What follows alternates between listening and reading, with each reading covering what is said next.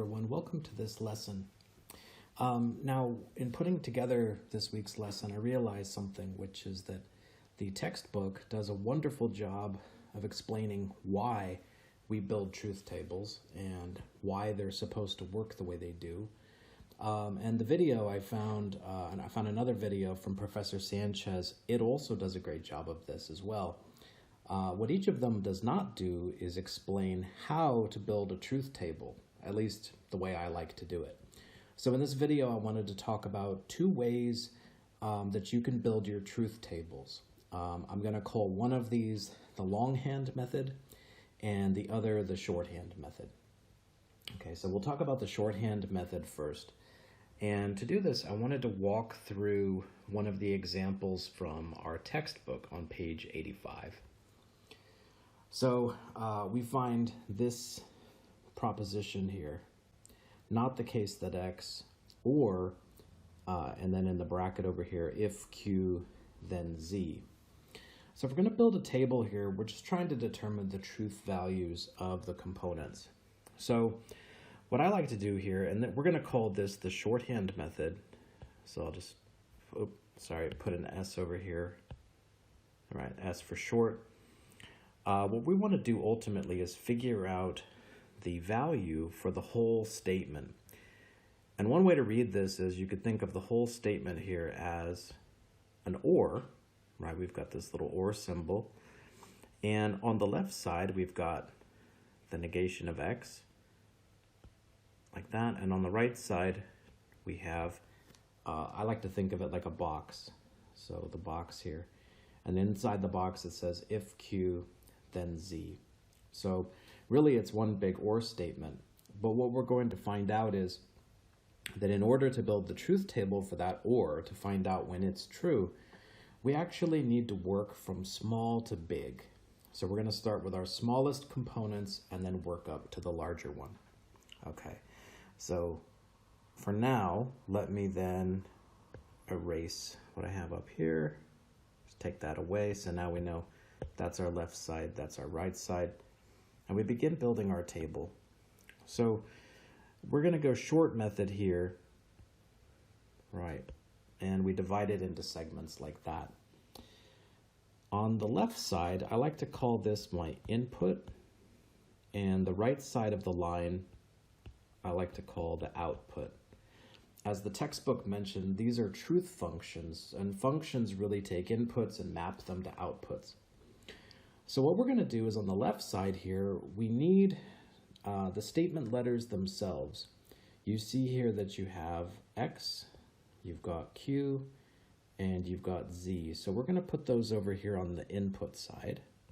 X by itself, q by itself, and z by itself, like that. Now, in the textbook, you probably also saw that each time, right, if you have your statement letters, you need to determine the number of rows, and the number of rows is always going to be 2 to the n. So an n, of course, is going to equal the number of statement letters or atomic sentences.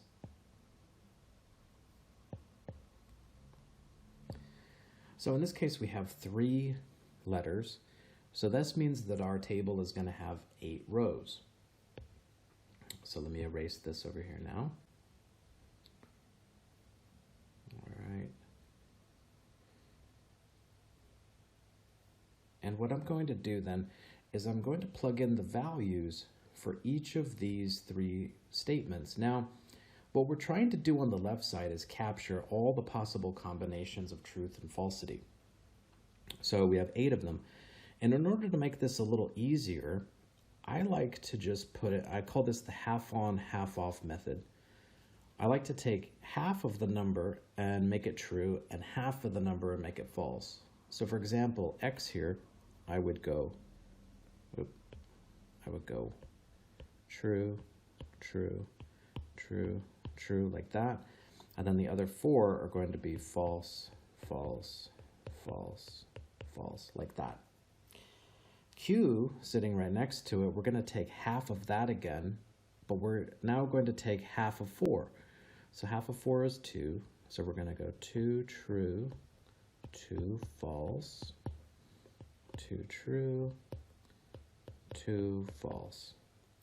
And then finally z, we're going to take half again. So half of 2 is 1. So now it's going to go true, false, true, false, true, false, true, false, all the way down.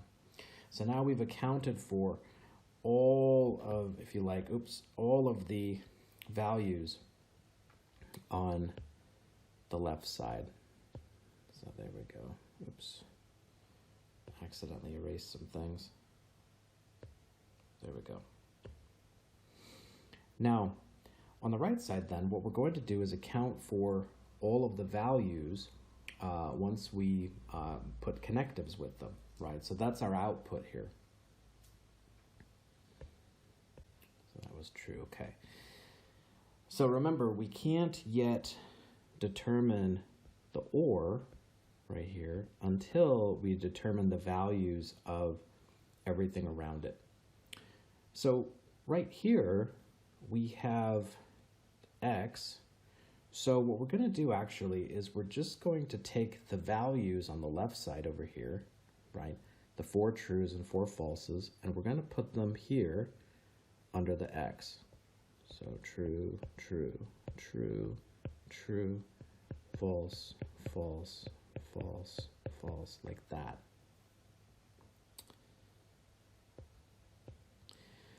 And then since this is a negation, we know that negation flips true to false and it flips false to true. So in this case, the negation is going to say true becomes false, true becomes false, true becomes false, true becomes false, and then all 4 of the falses will become true. 1, 2, 3, 4, like that. Now, when we go to determine the value of this, we're going to look on the outside here. Now, next, we need to determine the value of this conditional. So if Q, then Z. So in this case, what I do is I look over here at my Q row and my Z row, and I treat them as an if-then statement.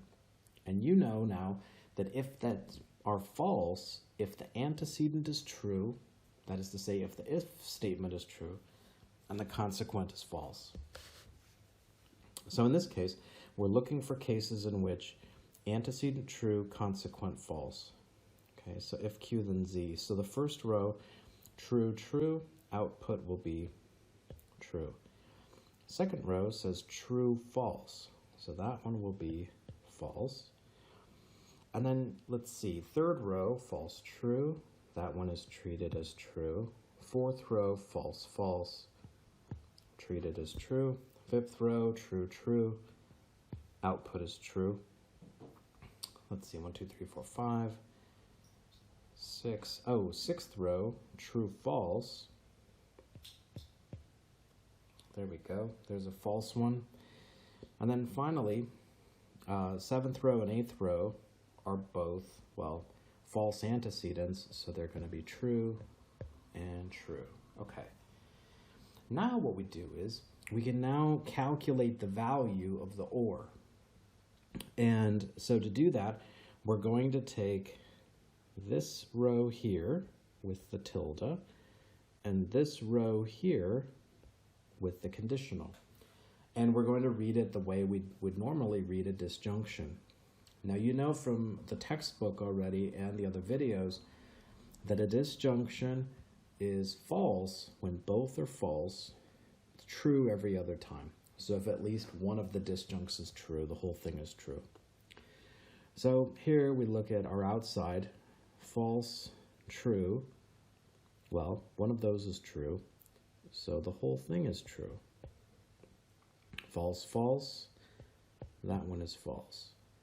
Here, true, false becomes true. True, false becomes true.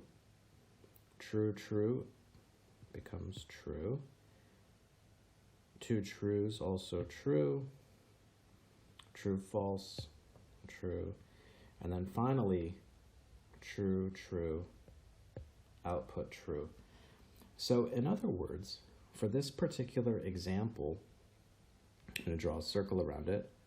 We see that the overall values for that statement, these are the possible truth values. Well, for these inputs here, row 1 and then rows, well, let's say 3 through 8, they're all true.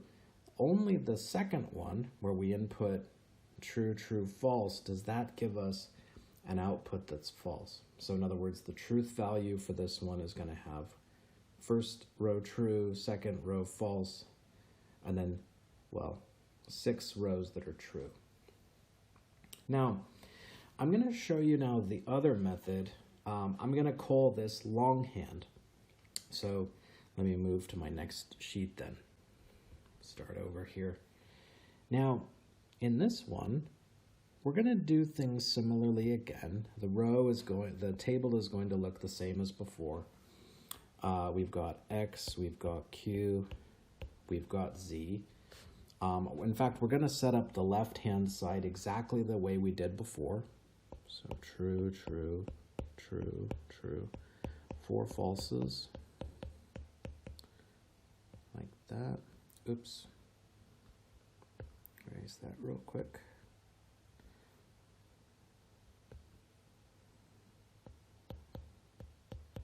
Like that. Q is going to be 2 true, 2 false. So true, true, false, false, true, true, false, false. And then finally Z, as we said, was going to be 1 and 1. So 1 true, 1 false. True, false, true, false, true, false, true, false. Okay. Now, I'm going to do something a little bit different this time, though, because on the right-hand side, I'm going to create rows, or columns rather, for every one of these small pieces. In this case, I've only got, well, the negation of X, which is complex, and if Q then Z is a complex. And then I'm going to use those 2 rows to calculate what I want on the right side. So what I'm going to do here is I'm going to put not X. This is one of my components. I'm going to give it its own row, or own column, sorry. And then here, I'm going to take if Q, then Z, and give it a column. Now what we'll do is we'll calculate just as we did before, and I should add, this table will have the same information as the previous table. We're just going to organize it differently. So negation of X, well, we said already that that just flips the truth values. So 4 true, 4 false becomes 4 false and 4 true. Like that. And then if Q then Z, it's the same as before. We know that the conditional is false when, in this case, Q is true, Z is false. And it's true, it's false when Q is true, Z is false, and it's true every other time. So in this case, then, we read it left to right from Q to Z. So true then true, output true. True then false, output false. False then true, output true. False then false, output true. True then true, output true. True then false, output false. And then finally, false then true, false then false. Both of those rows will be true, like that. Now what we can do is use these 2 columns, right? And we could even label them like this, left and right. And we could now treat it as if our disjunction was right here and ask, okay, well, if, say, for example, the left side is false, right side is true, then what does that do to the whole statement when we combine it with an or? Okay, and so now we do the same thing as before, except, let me erase this. We're now looking for the values for the OR statement. All right, so, right, we've got left side false, right side true. Output is going to be true. Left side false, right side false, output false. And then, like before, false, true, true, false, true, true, double true, true, true, false, also true, and then finally true and true. So again, we have the same result that we had a moment ago, right? But the information is organized a little bit differently. And in a way, with the longhand method, it's almost like what we're doing is creating another row or another couple rows where we show our work, so that it's almost like its own little function box here. We could almost think of our showing the work like, let's see, this is another input, and then it gives us one more output. Okay. Now, whichever method you wish to use, that is up to you. I will say that some students seem to prefer this longhand method. Other students seem to prefer the shorthand method. So really, whichever one you're more comfortable with, try it. That does it for our truth tables for now. And I'll see you in the next lesson. Thank you for listening.